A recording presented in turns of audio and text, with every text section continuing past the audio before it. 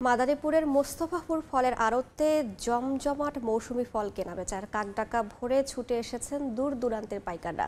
এই মুহূর্তে ফলের আড়ত থেকে যোগ দিচ্ছেন সহকর্মী সঞ্জয় কর্মকার অভিজিৎ। সরাসরি যাচ্ছি তার কাছে।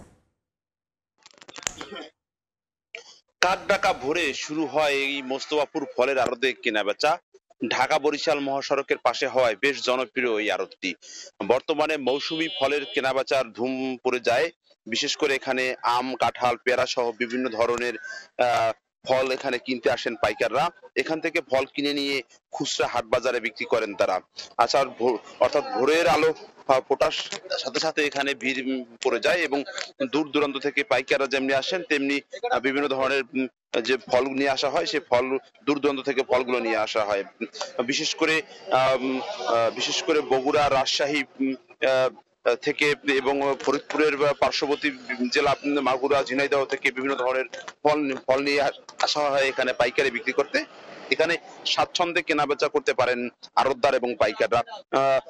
সারা বছরই এখানে বিভিন্ন ধরনের ফল পাওয়া যায়, তবে মৌসুমী ফলের চাহিদা বেশি থাকায় এখানে জাঁকজমট ভাবে কেনাবেচা হয়ে থাকে। ঢাকা বরিশাল মহাসড়কের সাথেই কোল ঘেঁষে গড়ে উঠেছে মোস্তফাপুর এই ফলের আড়ত। এই আড়তটি প্রায় ৩০ বছর ধরে এখানে কেনাবেচা হয়। এখানে যে শ্রমিক কর্মচারী রয়েছেন তারা ভোরের আলো ফোটার সাথে সাথে তারা ব্যস্ত হয়ে পড়েন এবং সারাদিন সারাদিন এই কেনাবেচা হলেও বিশেষ করে সন্ধ্যা পর্যন্ত কিন্তু এই কেনাবেচা চলে এবং এখানকার যে পাইকার এবং আড়তদার রয়েছেন তারা স্বাচ্ছন্দ্যে কেনাবেচা করে থাকেন। তো জনপ্রিয় আড়তের এই ফলের কেনাবেচা থেকে আমার কাছে ছিল এই সর্বশেষ। সরাসরি যুক্ত ছিলাম মাদারীপুরে।